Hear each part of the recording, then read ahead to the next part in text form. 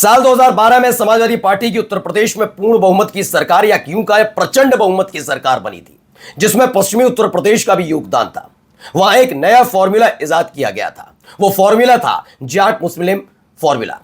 जाट और मुस्लिम ने एक साथ आकर समाजवादी पार्टी को मजबूत किया था और यह फॉर्मूला अखिलेश यादव की देन थी। इस फॉर्मूले के तहत समाजवादी पार्टी को पश्चिमी उत्तर प्रदेश में मजबूती मिली थी।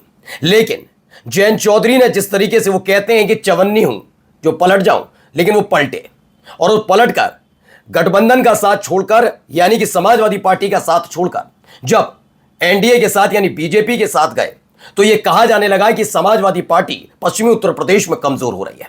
एक तरफ साल 2024 के लोकसभा चुनाव से पहले ही अखिलेश यादव ने पीडीए का फॉर्मूला दिया, तो पश्चिमी उत्तर प्रदेश में एक नया फॉर्मूला काम कर रहा है और उस फॉर्मूले की पहली झलक अभी आप 3 दिन पहले देख भी चुके हैं।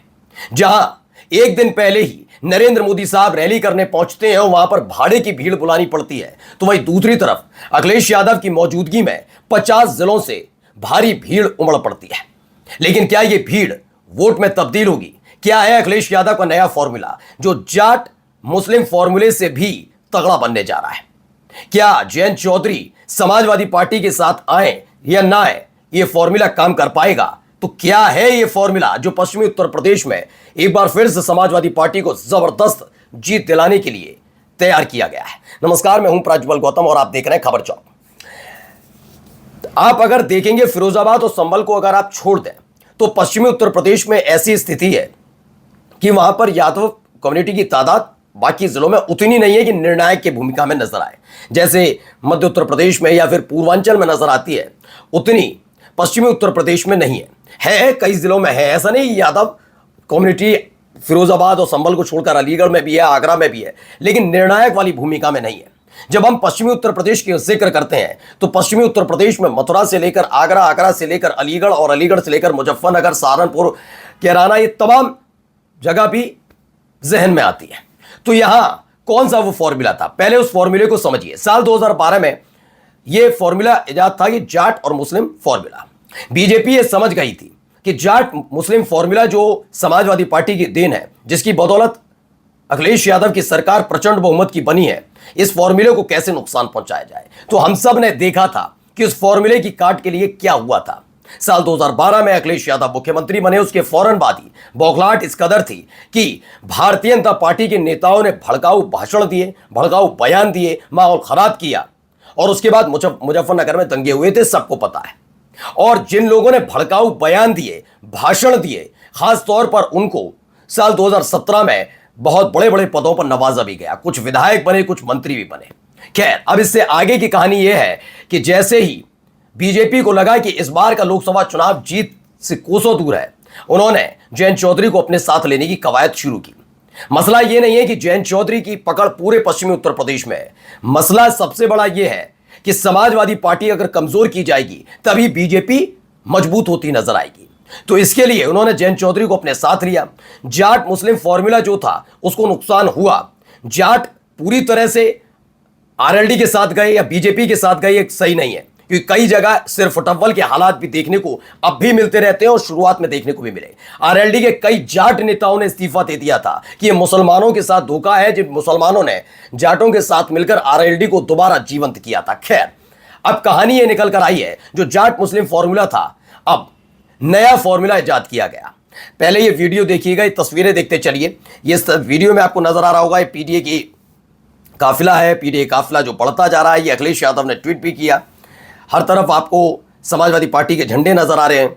ऐसी ही कुछ तस्वीरें भी निकलकर सामने आई थी जब अखिलेश यादव दादरी पहुंचे थे और भारी तादाद में वहां भीड़ जुटी थी।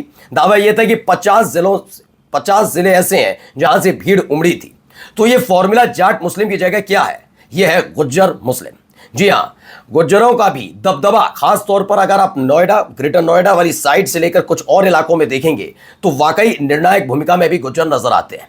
अब ऐसे में अगर गुज्जर समाज मुसलमानों के साथ मिलकर वोट कास्ट करता है और समाजवादी पार्टी के साथ आता है तो ये एक बड़ा फॉर्मूला तैयार होगा। जबकि जाट आज भी बीजेपी को उस तरीके से स्वीकार करता हुआ नजर नहीं आता। मैं ये नहीं कहता सारे जाट ऐसे हैं कि वो बीजेपी को पसंद नहीं करते, लेकिन अगर मैं आरएलडी के समर्थकों की, उनके वोटर्स की, उनके कार्यकर्ताओं का जिक्र करूं तो वो बीजेपी से ज्यादा समाजवादी पार्टी को पसंद करते हैं। जयंत चौधरी भी इस बात को जानते हैं और बीजेपी भी इस बात को अच्छे से समझती है कि बीजेपी जानती है कि जयंत चौधरी को अपने साथ लाने से बीजेपी का वैसा फायदा नहीं है, बस एक साथी अखिलेश यादव का तोड़ना जरूरी था, क्योंकि ये जाट मुस्लिम फॉर्मूले ने पहले से ही बीजेपी की नींद उड़ा रखी है। लेकिन अब अखिलेश यादव के इस नए दाव ने, यानी कि जाट और मुस्लिम फॉर्मूले की जगह गुज्जर मुस्लिम फॉर्मूला लाकर जयंत चौधरी को भी टेंशन में डाला है और टेंशन में डाल दिया है बीजेपी को भी, क्योंकि साल 2027 में विधानसभा का चुनाव होना है। मात्र एक साल से भी कम का वक्त बचा है। अब एक साल के भीतर बीजेपी इसकी काट क्या ढूंढ कर लाती है, देखना होगा।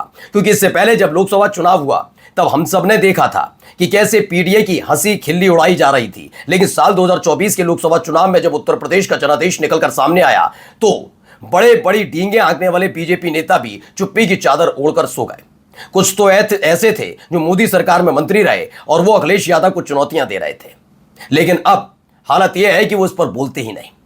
जी हां, पीडीए का वो फॉर्मूला सुपरहिट होने के बाद पश्चिमी उत्तर प्रदेश के लिए गुज्जर मुस्लिम फॉर्मूला समाजवादी पार्टी के लिए एक मजबूती देने का काम करेगा। लेकिन जहां एक तरफ समाजवादी पार्टी अगर पश्चिमी उत्तर प्रदेश में मजबूत होती है तो ये किसके लिए खतरे की घंटी है, बताने की जरूरत नहीं। नमस्कार। New public inter college Lucknow, admission open.